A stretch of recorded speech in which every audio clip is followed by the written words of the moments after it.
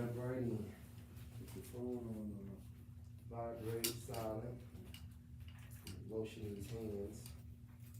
Get a couple of pens, notes. All right. And I'm hoping that this whole thing is relatively smooth from the perspective of, redos and things of that nature. I feel like I had a bottle of water. Do they have? Oh, they got some water over there. Perfect. Oh, this is good too. Perfect. Let's see. Oh, I got some. Looks like a lot of wire we got here. Giving me something. All right. Oh, I don't have glasses on.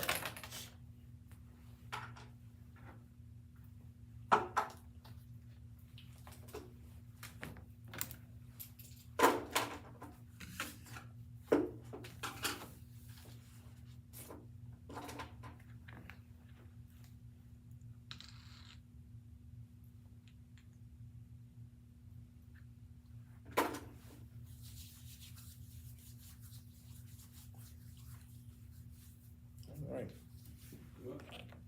Just about there, yes, sir. I'm sure I got last but not least, the most important thing is the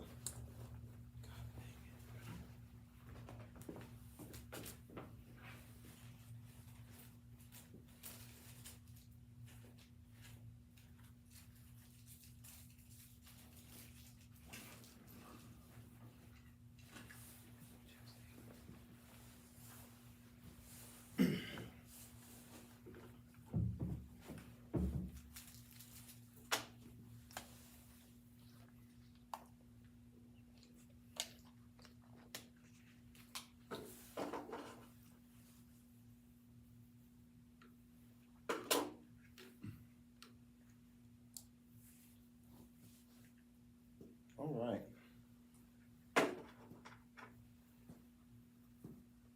Okay. Let's hear your dry run or your opening first 30 seconds, something like that. Ready? 3, 2. Hello and welcome. Today is January 28th, 2025. And thank you for watching the Joel Hashim Community Empowerment Show. My name is Whitney Clark. I'm filling in for Mr. Hashim today.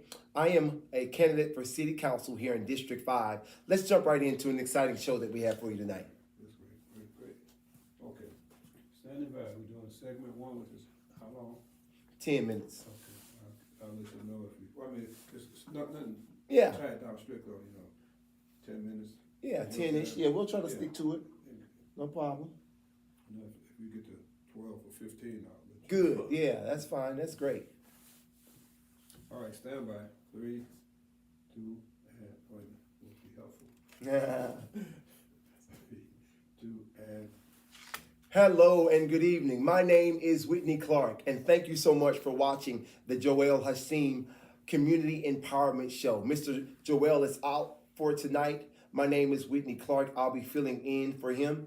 I'm a candidate for City Council District number 5. Thank you so much again for being here with us tonight. Let's jump right in to a show where we seek to discuss with every episode just how we can become more empowered as constituents and members here in our community. There are a number of challenges that are facing our communities today. And I am so excited to be, if you will, inside of this political sphere in the city of Detroit, Michigan, because as we look at the way that our other potential elected officials are trying to matriculate in our city, it becomes very, very obvious that they're going to need coalitions and community organizations just like us at the root, at the foundation of any great campaign in order to move forward. And so this is a prime opportunity for us to come together and discuss just how we can empower ourselves through the political shakeup that is getting ready to take place. We're going to talk about a couple of topics tonight. Obviously, we're going to be just together for 1 hour, and I thank you again to Mr. Joel for allowing me to sit in his chair. One of the things that we're going to discuss tonight is being seen as a priority on the political platform when we talk about those individuals who are seeking to have our support, be it financial, be it the votes that they ask us to cast during election season. I want to raise a question as we look forward and try to strategize and think about ways that we can become more empowered. I want to draw your attention to a theory that I've quite frankly discovered as I've been out here getting to know what the issues are leading up to these elections. One of the things that we find is that in words, our political leaders say to us that they care about our issues.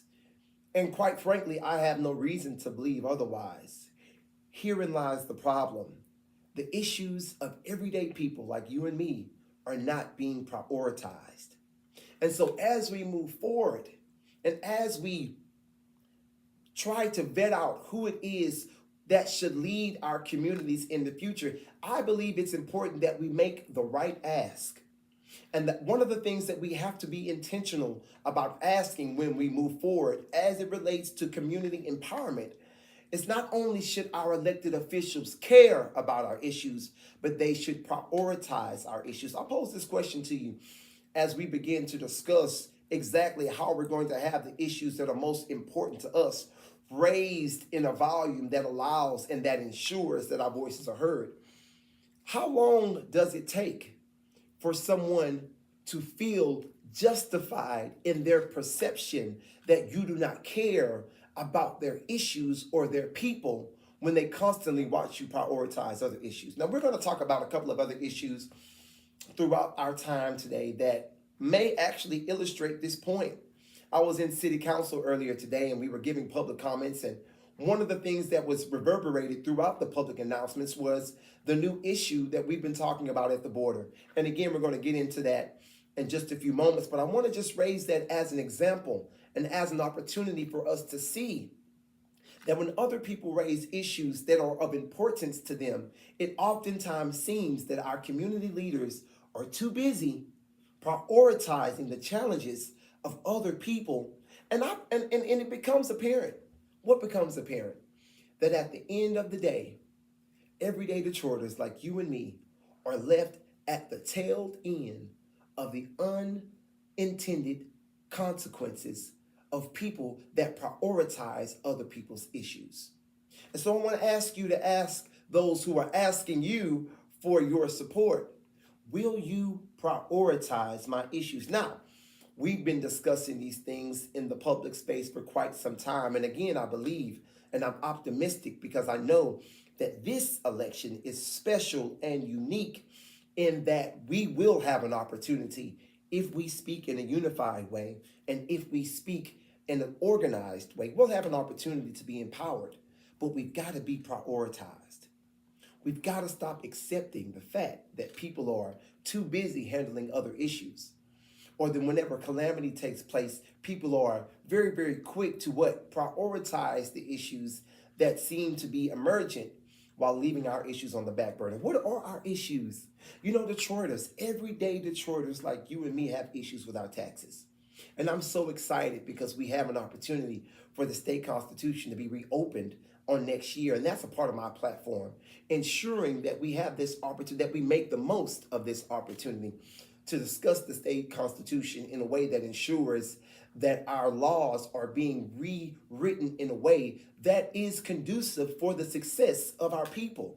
That's what we've got to examine here. We've got some tax issues. Quite frankly, they've been put on the back burner. And I believe that if we come together in this way, in a substantive way in this time, and we use this election for what it's worth, I believe that we'll be empowered, but we've got to speak in a unified way. What's another issue that we have? You know, quite frankly, I may be a little bit biased because I'm a husband and a father, but the violence that our women experience in this city, it's out of control. And I believe that it is a state of emergency. I believe that it deserves our utmost attention. And I also believe that it should be prioritized, dare I say, like the issues at the border. Dare I say, like the issues of protecting the rights of other people. And that's not to say that those are causes that we don't agree with. You know, I think it's very, very important for us to take a sober opportunity, a moment to allow cooler heads to prevail and let people know that we understand the complexity of these issues. We understand that the issues at the border are multifaceted and that they are very complex. And that is why, quite frankly, we reject the notion that we are a nation of immigrants. Certainly, we are a nation of immigrants. But I think that's a very complex story that is being told. And as we try to paint it with such a broad brush in an attempt to erase the dark parts of our history, what we find is that the African American history is intertwined in the dark parts of our history. And so to erase that history would be to erase our history. These are issues that we've got to bring to the forefront. And again, that is not to suggest that your issues aren't important either, but it's time that Detroiters advocate for Detroiters in a way that ensures that we are empowered. You know what's beautiful about prioritizing the issues of everyday Detroiters is we can use this as an opportunity to build coalition. We can use this as an opportunity to win elections and drive change, but we've got to respect each other's ability to have conversations about very complex and complicated political matters. I submit to you today that the next generation of young political leaders are well aware of the intricate nature of the things that are going on in the Middle East and the things that are going on at the southern border. And quite frankly, the things that are going on apparently at our border here in Detroit because we're connected to Canada. Listen to me. We understand these issues, but what we're asking as we move forward is that our issues be prioritized as well. Now, let me speak to this as we move forward. We'll take a break here in just a moment because I want to make sure that we are really, really asking to be prioritized. And again, that is not to suggest that your mission, that your movement, that your cause is not important, but it has happened time and time again where the issues that are important to the everyday Detroiters have, for one reason or another, been put on the back burner because something else in the moment seems to be more important. And I ask you, whether you are a person like myself, an everyday Detroiter, or whether you are someone who identifies with the wealth class or identifies on the other end of this spectrum, how much longer? How much longer do you expect our issues to be put on the back burner and for us to still feel a part of your coalition? How much longer do you expect to push our schools aside? And you know, one of the most dangerous things to do in the city of Detroit is to be a black woman and trying to have a baby. How much longer are we going to push those issues? Our sisters, our daughters, our mothers, our aunties. How much longer do you expect us to push those issues to the side and us still coalesce with you and us still lock arms with you when we begin to talk about your issues? I think that it's fair, and quite frankly, I think that it's time that we advocate for one another's issues and rebuild our coalition in a way that ensures in issues specifically pertaining to the border, we can come together, make this a voting issue, engage in deep ideological debate, and ensure that those who are seeking asylum are not placed in harm's way, as well as those are in the communities that people are seeking asylum in. We can do this. It's complex work. It's deep work. It's philosophical work. But I submit to you today, the next generation of political leaders, we are ready to have this discussion. We understand the complexity of this nature, but we will be prioritized. We will not let another generation, another political cycle go by, and you tell us that our issues will be handled in the midterms. It's not going to happen. We are going to be prioritized. The issues that matter to us are about to be addressed. We'll be right back in a moment.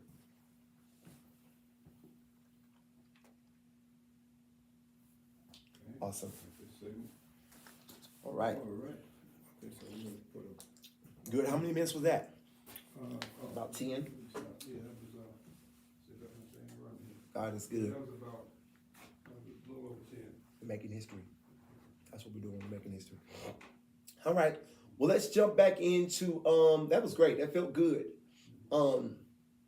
That jumps back. We can go ahead and jump right into the next one whenever you're ready. I'm ready to just give a good stab, a 10-minute stab at this one. All right. God is good. Thank you, sir. Standing by. Okay, so with your commercial, Mhm. coming back from commercial and we're back, right? Yes, Stand sir. by.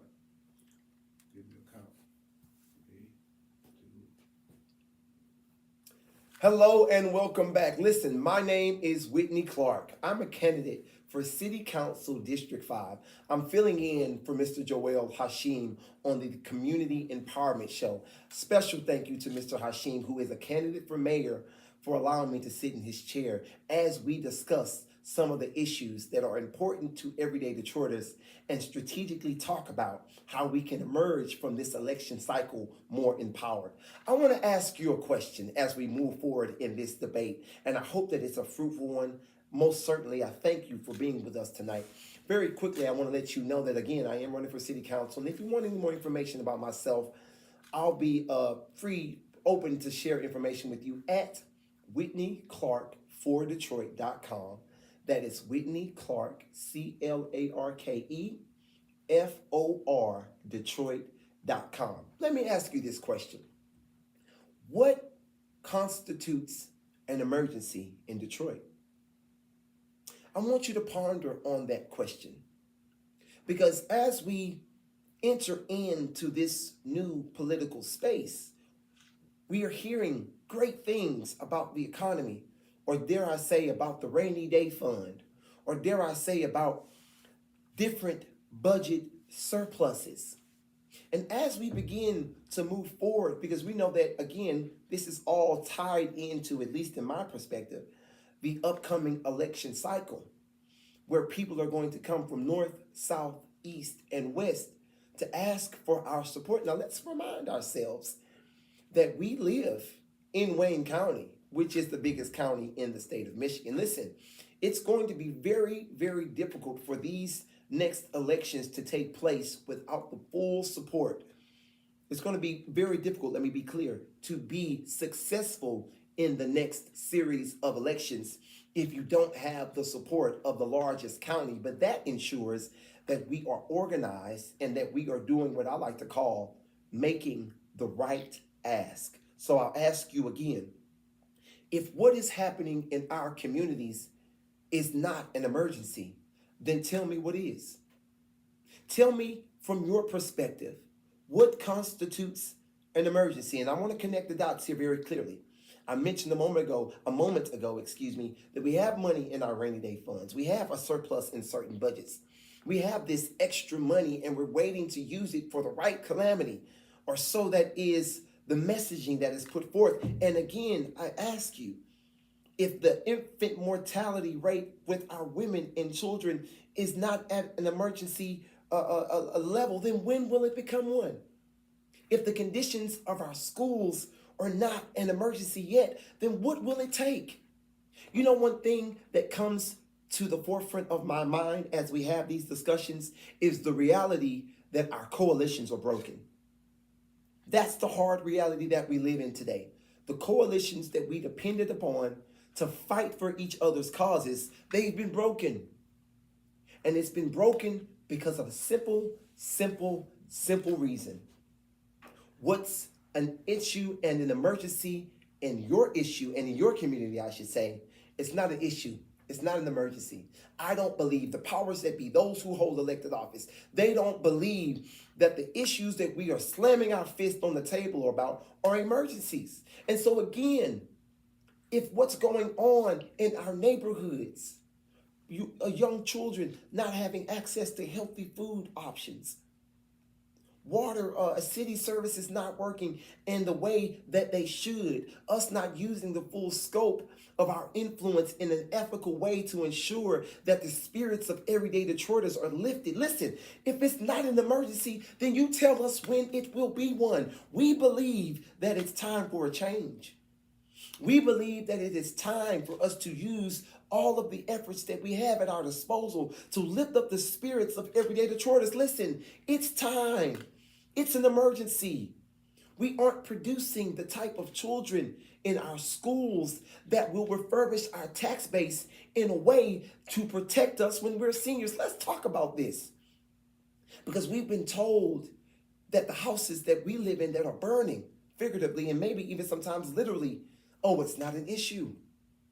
This isn't an issue that constitutes and that requires our immediate attention. And if that is your perspective, then tell me how much worse our neighborhoods have to be. Just tell me what else we got to do. before you can see that the issues that we face, they are emergencies. I said it before, I'll say it again. The most One of the most dangerous things to do in this city is to be a black woman and try to have a child. One of the most dangerous things to do in this city is to be a black woman and tell your boyfriend that you don't want to be with them anymore. Listen to me. If those issues, if the name of Ashley Elkins isn't something that boils your blood, if the name of Naziah Harris, if those names and those stories and those instances don't cause you to want to see change in the legislative way immediately, then tell us how many more of our little girls have to die. How many more of our little girls have to have relationships with adult abusers and be ignored by the powers that be? How many more times do you expect for us to listen to these issues while simultaneously listening to you talk about all of the issues that you're facing, be it climate change, be it dogs and cats in the streets? And again, don't hear what I'm not saying. Those issues are important to us, but we are trying to figure out why we don't have the mutual support on all ends like we used to. I'm telling you now, because the emergencies that you have are the only things that matter. At least that's the perception that people are left to live with and left to believe, is that what's an emergency to you requires immediate attention. It's got to be handled right now. And quite frankly, if you've sat in city council, you've heard us talk about a number of issues that almost have nothing to do with the everyday plot of our women and children in this city, as well as our elderly. I can't believe I haven't mentioned our elderly. Let me tell you right now, my father was born in 1942. My mother was born in 1953. I am particularly sensitive to the challenges that our elders face in the latter years of their life. Why? Because both of my parents face challenges in the latter years of their life. So I can tell you that the condition and the environments that our senior citizens are living in, they are an emergency. They are an emergency. They require our immediate attention. And we are requiring, moving forward, that our prospective elected officials see what is an emergency to us as an emergency to them. Because when we begin to talk about the other issues that we cannot see directly impacting us, we're beginning to wonder why there is such a disconnect. Here, this debate is only for people who want to have it in good faith. There are many people that are going to say, oh, this guy's crazy. This guy doesn't know what he's talking about. And to those of you who may believe that, I encourage you, I implore you to engage in these type of discussions in good faith. Because the challenges that we are facing in our communities, ladies and gentlemen, I believe that they are an emergency. My name is Whitney Clark. I'm a candidate for city council here in the great city of Detroit, Michigan. You are watching the Joel Hashim Community Empowerment Show. We'll be right back after this. Okay. Very good. Thank you so much. All right. That's smooth. That's going good. We're knocking them out. Bam. We're 2 for 2.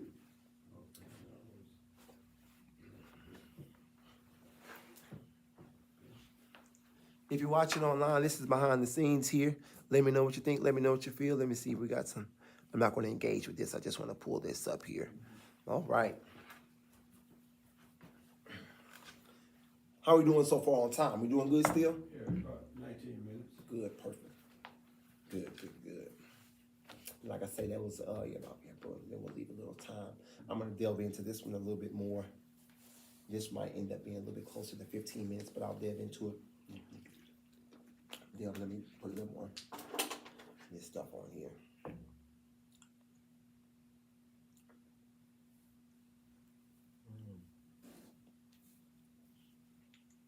All right. Good. Yes, sir. All right. Standing by. Tape is rolling. 3, 2. Hello and welcome back. My name is Whitney Clark. I'm a candidate for City Council, District 5, here in the great city of Detroit, Michigan. You are watching the Joel Hashim Community Empowerment Show. Mr. Joel is off tonight. I'm filling in, and a special thanks to Mr. Hashim for allowing me to sit in his chair, as he is currently a candidate for mayor as well here in the city of Detroit, Michigan. Before our break, we were talking about a number of things. I want to delve a little bit deeper into a specific issue that I was taking up here at downtown Detroit early on today. The time that we're filming this is January the 28th, 2025. And so we were discussing this issue, and I didn't really have time to speak about it at great length. And so I want to take a stab at it because I believe that this is a issue that can rebuild our coalition. So let me say this on the outset of this discussion, because we're about to discuss something that is very, very sensitive. This is an issue, and this is a political debate that is intended to be had amongst parties in good faith. I don't seek to offend. I don't seek to belittle. I seek to understand how we can rebuild our coalitions, because there are some of us who, quite frankly, are still trying to understand or come to grips with the results of the previous election. And I'm not here to say whether you agree or disagree with the outcome and the movement of our federal government at this point. Nevertheless, people in the city of Detroit are feeling a little disheartened. And I think that's in large part because our coalitions are broken. And so what we have to do, we have to have deep ideological debates in good faith about sensitive issues, allowing the sober mind and cooler minds and cooler heads to prevail so that we can emerge more unified in a way that ensures that everyone who is sitting at the table, their issues are equally being addressed. That's the spirit in which I come. We are talking today about the border crisis. And I want to just jump right in and say this. It's very, very important that we see this as a political debate and not an emotional debate, because there are a number of different things. And again, as I mentioned before, this is one of those very complex issues. And so I'm sure that as I talk about a couple of these things, I'm certain that I won't mention everything. And that is exactly why we have platforms like Whitney Clark for Detroit.com, where you can reach out to me and we can set up more opportunities to discuss and build coalitions around the strategic plans that we put together for our platform. Now, let me tell you, let's start this in an honest way. Every community has stereotypes. That's the reality that we live in, and that's the basis for my perspective. You know, you have African people, African American people. What's the assumption here in the city of Detroit? Maybe they can't read. Maybe they aren't literate. Maybe they are prone to violence. That's a stereotype, and I'm not trying to say whether it's accurate or inaccurate. I'm simply acknowledging the stereotypes that are before us. The Latino, let me correct myself. South American individuals have a stereotype that says, well, maybe they are members of the cartel. Maybe they have come in and taken or undercut, low-wage jobs. Again, it's not my perspective whether or not it is accurate or inaccurate. We're simply laying down the foundation for our discussion. When we begin to look at Middle Eastern people, as it pertains to what's going on in the border, I want to be specific and contextualize that. The negative stereotype is that people, maybe they have been extreme, right? They're extremists, they're terrorists. There are people who don't believe in our country. There are people that will do things that jeopardize the safety of people in public spaces, for instance. My position isn't whether or not that's accurate or inaccurate. It's just the stereotype that exists. And so when we have people that make the proclamation or that say that you should not engage with ICE officials, let me tell you what that does to an everyday Detroiter. And again, this is a good faith conversation, and we're simply trying to figure out how to rebuild our coalitions. And at the foundation of rebuilding your coalition, it is imperative that all that exists under your umbrella feel heard and respected. And this is normally the time where people try to shut off the Black opinion, try to shut off the everyday Detroiter's perspective.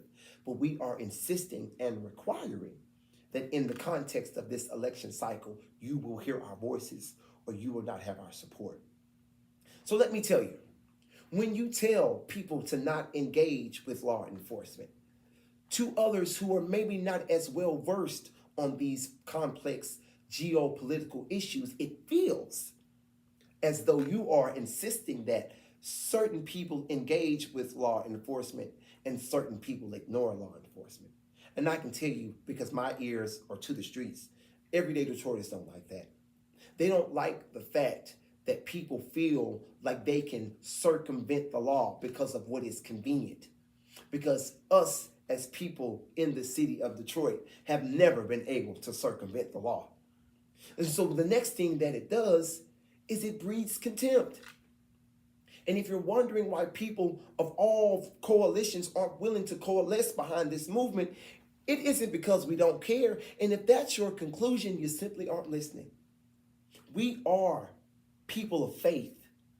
We are people of integrity, and we believe that people should be able to seek asylum.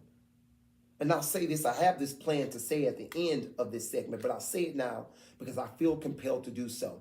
It is a religious obligation to give sanctuary in proper context to those who are seeking asylum. We as African American people are well aware of the high possibility that we may be seeking asylum one day. It's just our reality. And so do not hear that we do not care about the asylum seeker. Do not hear that, because that is a dumbing down of our perspective. We understand these issues. We understand how complex this is. We are not saying that we do not care for those who are seeking asylum. We are simply saying that it breeds contempt when the narrative, is that some have to coalesce to the will and the whims of law enforcement and some do not. And it also challenges and questions the perception of our safety. Now, here's the thing. Maybe you and I understand these geopolitical issues in a complex manner, but to the novice person who isn't following these things and who isn't glued to CNN as well as Fox, as well as the YouTube shows like this very one, listen, they don't understand. All they see is and hear is their perception. They think immigrant bad. They think Middle Eastern bad. They think those things, and we're not engaging in the debate in a way that respects everyone's perspective, so we move forward thinking these things. And as a result of that, people in the city do not feel safe because we have not had this conversation in good faith. And that is what I'm trying to do here today. I'm trying to address what's at the heart of the demise that takes place when we lose elections in the way that we say that we've lost it. We've got to have that discussion about the rebuilding of our coalition. And that is a matter of us listening to each other's voices. And that is a matter of understanding and respecting our ability to discuss these complex matters. I'm afraid that the perspective and the political phrase that this is a land of immigrants, it dumbs down a very, very complex story. It dumbs down the reality of how we became the country and the civilization that we came to become today. And when we try to make an attempt to wipe away the history by saying that this is a land of immigrants, we understand what you're saying, and we are well aware that there are parts of our history that we do not like. You can't look back too far in American history and not see people of color being enslaved and being mistreated and being subjugated to cruel and inhumane treatment. Listen, we don't like that history any more than you do. But the whitewashing and the painting the history with a broad stroke is still problematic for us, because although we don't like that history, our history is intertwined in that history. And if you remove the negative parts of our history, what you'll do in an unintended way is you'll remove our Black story as well. And so let's be nuanced. Let's be calculated. Let's respect each other's intellect as we engage on how we should move forward in connection to what's going on with the federal government. We've got to come together, and we can come together if we listen to all parties at the table. Yes, this is a land of immigrants. Most certainly it is. But we've moved past that. And you know that we have. You know that we've moved past that level of thinking. And I believe, quite frankly, that this is an opportunity. This shouldn't be used to intentionally misinterpret the fabric of our foundation. That is intellectually dishonest, and we reject that notion. No, this is an opportunity to come together. And this is an opportunity for us to reevaluate who our values are. How do we feel about those who are genuine and authentic in their desire to seek asylum? And I present to you today, my brothers and sisters, it is again a religious obligation to give refuge to those who seek asylum, because we are not naive to the possibility that one day we may be seeking asylum as well. And I say that with sincerity of heart.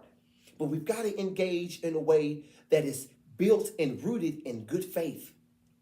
We've got to be able to come together. And I want to just spell this out very clearly, because I know I'm talking and I'm trying to use a couple of $7 words here, but I want to be very clear. Moving forward, if you want us to champion your issues, you're going to have to champion ours. That's how we become more empowered as a community. And I know that this feels like a heavy conversation, but I guarantee you, I reassure you that my perspective on this is an optimistic one, because I know we have an opportunity to come together.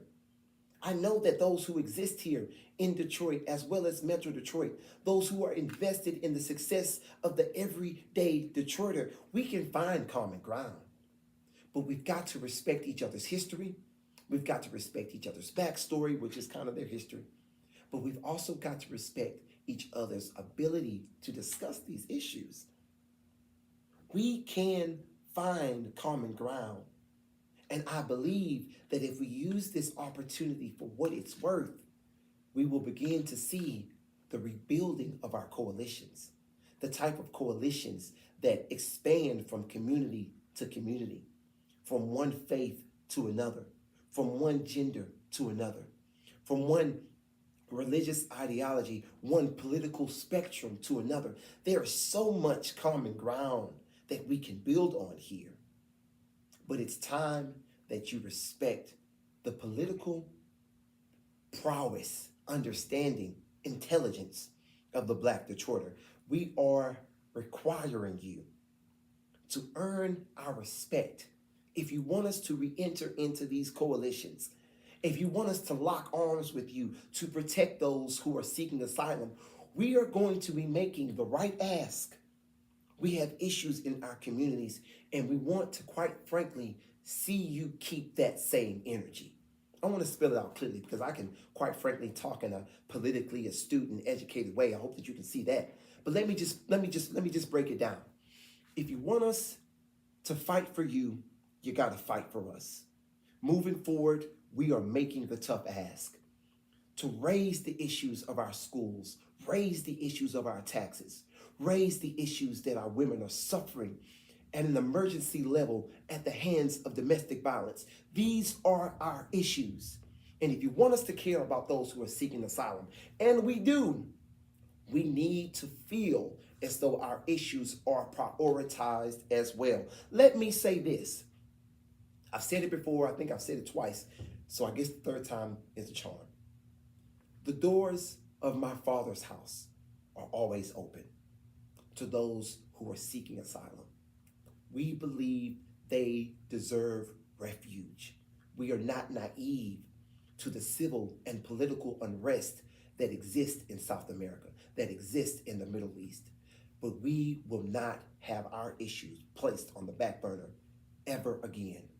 It's a requirement moving forward that when you come to us and you ask us to lock arms and join forces with you on issues that matter to you, I want you to get ready to say that you're going to do the same, because I believe that that's what it's going to take to show forth good faith and rebuild our coalition. See, because here's the thing. If we are losing elections in the way that we believe we just lost this election, again, I don't believe, that's not my perspective. Again, I'm simply reverberating the comments and the perspective that we hear while we're out and about. So again, this isn't necessarily my perspective that we lost or that we won this election. But quite frankly, if you're willing to be transparent and honest, you know that people in the city of Detroit don't feel good about the results of our election. So I'm speaking on their behalf, which is something that I promised to do as a candidate for City Council District number 5 here in the great city of Detroit, Michigan. If we are going to win elections in the future, we've got to respect everybody's position. Gone are the days where African American people will support your cause without feeling like our issues are being prioritized.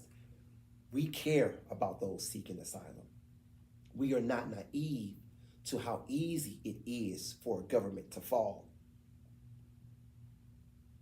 We want our issues prioritized in the same manner that you want these issues prioritized. Our schools need to improve. Our tax code needs to be reevaluated. Our city services need to be improved. There needs to be more legislation put forth to protect our women and children from predators. We need to do more to protect our seniors. These are the issues that are important to us. And if you want us to give proper credence to the issues that are important to you, and they are, you've got to show that these issues are important to you as well. I believe that when we do this in good faith, it won't take very long before we see that there's common ground. We'll be right back after this. You are watching the Community Empowerment Show by host Joel Hashim. My name is Whitney Clark. I'm filling in for Ms. Joel Hashim, who is a candidate for mayor of the city of Detroit. My name again is Whitney Clark, and I'm a candidate for City Council District number 5 here in the city of Detroit. Thank you so much. We'll be right back after this.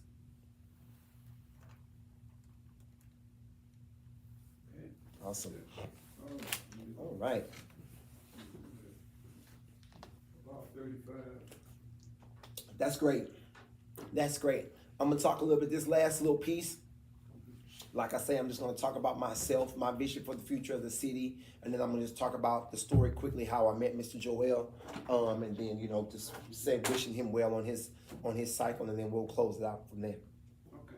Sound good? All right. All set. Woo! All right. What you think so far? You got any pointers for me? Any areas to improve, or there's something I should have talked about a little bit more, a little bit less? Well, I'll wait till you get done. I think you got it pretty much programmed what you want to say and Okay. the points you want to make. You know, it raises some questions, but you know, we'll wait till later. You might even address them before we raise them. Okay.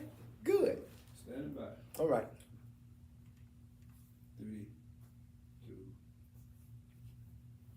Hello again, and thank you so much for watching the Community Empowerment Show by Mr. Joel Hashim. He's out today, and my name is Whitney Clark. I'm filling in for him.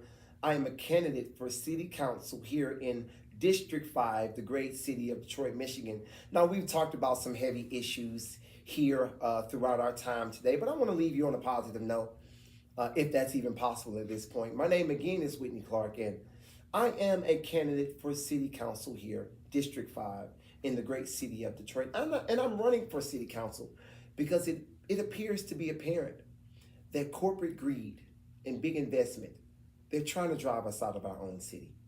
Listen, we have been overtaxed $600 million on our taxes. In this city, you can lose your home if you don't pay your water bill. Our schools are some of the worst, and our taxes are some of the highest. Everyday Detroiters are fed up. I'm running for city council so that my son and my daughter, my wife and I can have a future in this city. I'm running as a unifier because I know that a lot of our coalitions and our groups are working in silos. And so I'm running to bring those mutual voices together so that we can build on common ground. People from my generation have to step forward because we have common sense, practical solutions to find extra additional streams of revenue to refurbish our tax base. We have an amazing vision, and quite frankly, we've got the most to lose. We've been given the challenge of assisting an aging group of seniors as they matriculate out of our tax base while simultaneously ensuring that the children that we are raising are bright, brilliant, and ready to work out of high school. I assure you that we can do this work, but we've got to get started now. And that's exactly why I'm running for city council. But we've got to remember the vision. Because when we begin to talk about completing the coalition and bringing people back in, you have to do that with a vision. One that is positive, one that is optimistic. And I am well aware of the potential that this city has.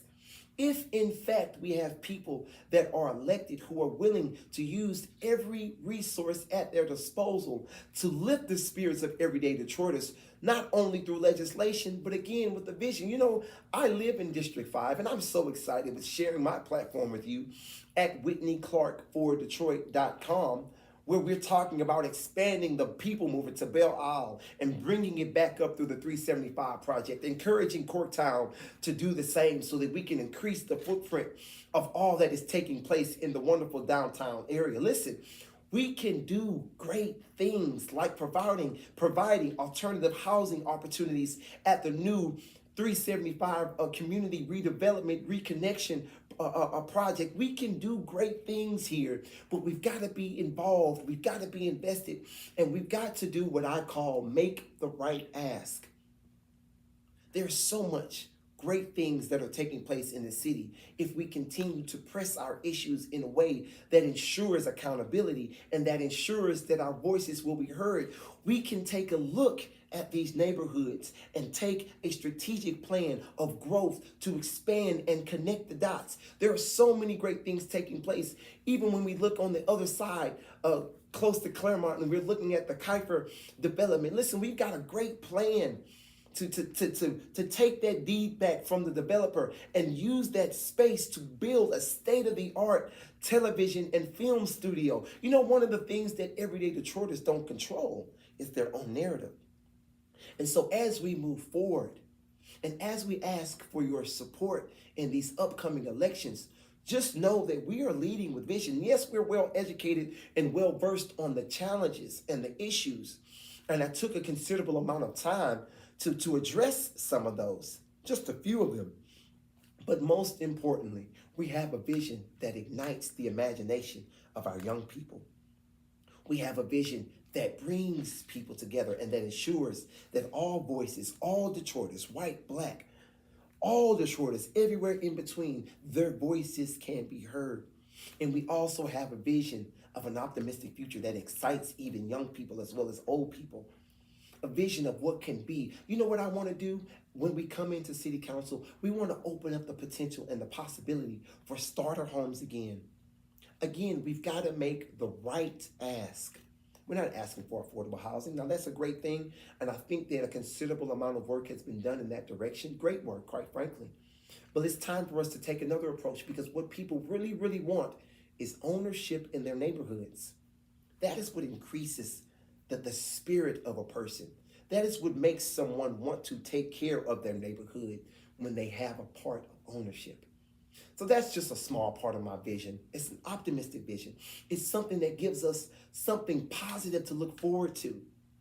Gone are the days when we're just divided and we're not looking forward to solutions that are practical and common sense. I believe that now is our time because of the reopening, the potential reopening of the state constitution next year.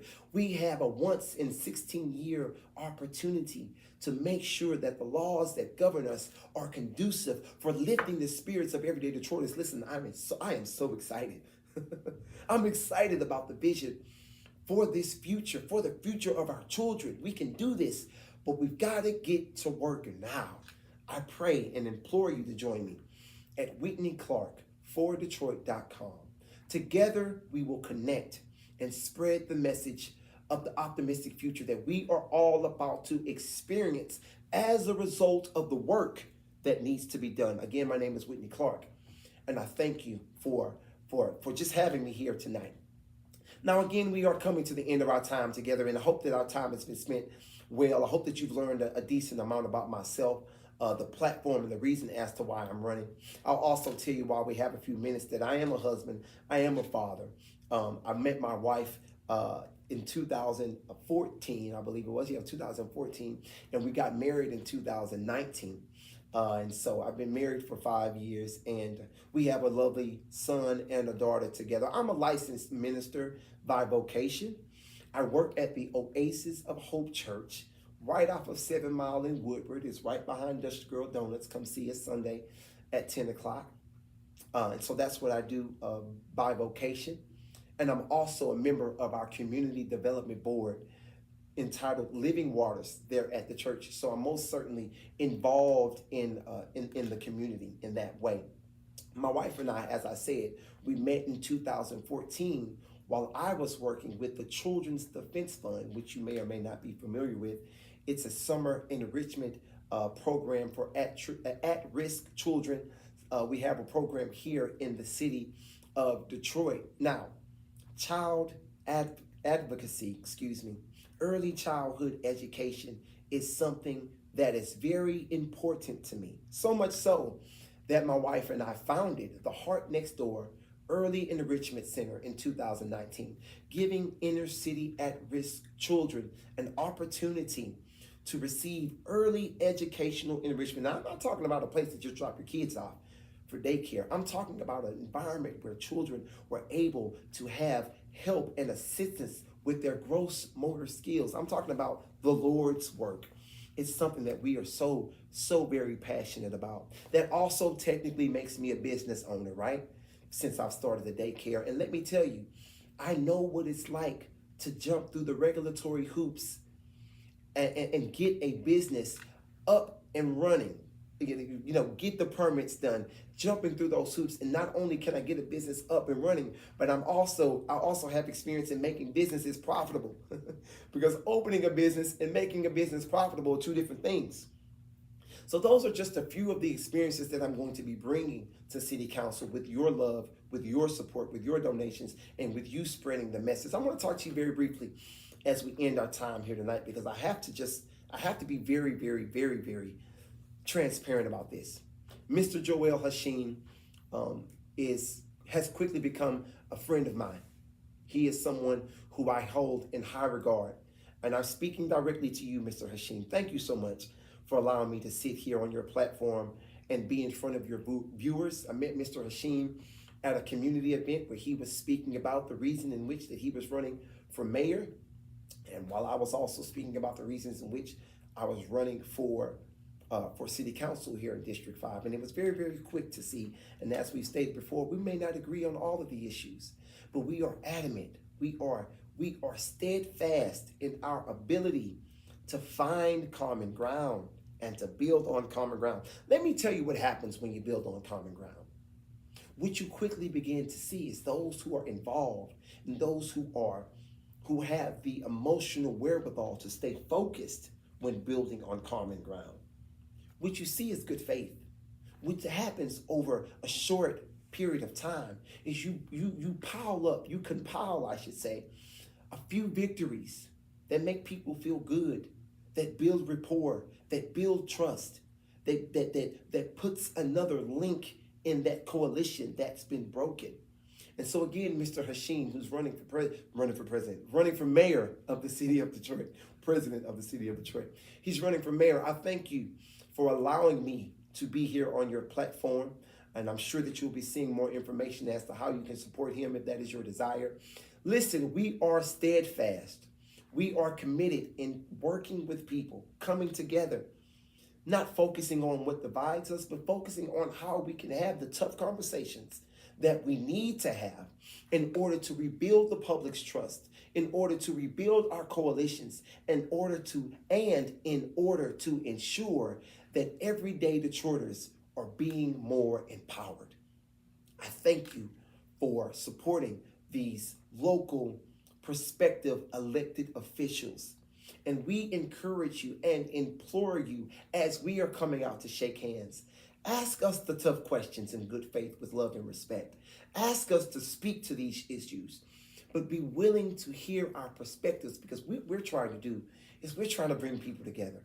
We're trying to make sure that everybody knows that if there's an issue that we can't get things done on your behalf, you at least know that we are arguing and we are debating in good faith with love and respect, and we are advocating for your needs every step of the way.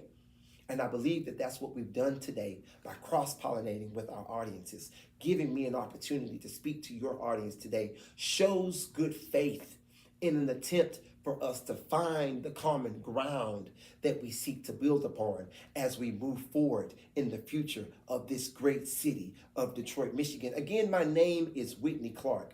That's CLARKEFOR, Detroit.com. Whitney Clark for Detroit.com. I look forward to hearing from you, hearing about what you're working on and how we can come together in the future to build on the positive work that you are doing. I look forward to hearing from you. I look forward to engaging with you in the future. Last but not least, a special thank you to Mr. Joel Hashim, who is a candidate for mayor of the city of Detroit. My name is Whitney Clark.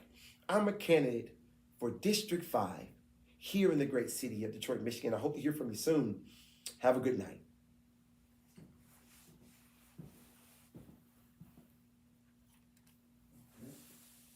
Awesome. All right, okay, well, you got about almost 49 minutes, something like that. Okay. So that's enough to Play put with. commercials in. And Good. put some clips from maybe Joe or something. Good. You know, and fill it up. And oh yeah, that's perfect. That's great. Yeah. Well, There's some strong issues that's out there that I'm sure City Council gonna address at the last minute when but right now, they're sort of quiet on the area of economics. yes. When you start talking about building a business district, you were talking about coalitions. They have a history of being fearful of losing coalitions. They would rather, it's almost like the Democrats. Democrats would rather lose the election than to support black folks. Yeah. Yeah. And they've shown twice. Yeah. But the coalitions around the city are corporations. Yeah. They're the ones that's going, you want to be a part of this or not, and black folks have caved in every time. There's a history with the Charter Commission, Charter Revision Commission. There's a history with some quotes from City Council where they were saying, what was it, Kay Everett? We don't want to offend our, their coalitions, in a sense. They didn't want to fear offend the Mexicans and the Jewish people and the Greeks. The issue at hand was, where's the black business district? Dr. Claude Anderson came in and said, I got this grand idea, right? Joanne Watson supported it. It was called African Town. Oh yeah. And what did they say? Oh Lord! You said Yeah. Africa. Did you say? You didn't say African black. Black is worse, but you can't use those two words. And so they got out there, Kay Everett and Sheila Cockrell holding hands, singing Kumbaya, talking about what do we need an African town for? I ain't African. Yeah. Yeah. I'm an American. Yeah. I'm an American. Why you offending all these, And but we got a Greek town. Right now we got two brand new business districts right in our face. They built the Ford train station, and it's adjacent to what town is that? Cork Town, which is German, and Mexican Town. And it's an avenue straight into Mexican Town, straight down Michigan Avenue, straight down Vernon, straight into Lafayette area, Corktown, building and all down Michigan, brand new businesses. Yeah, popping up. None of them black. Yeah. And then when you say, I asked Garland,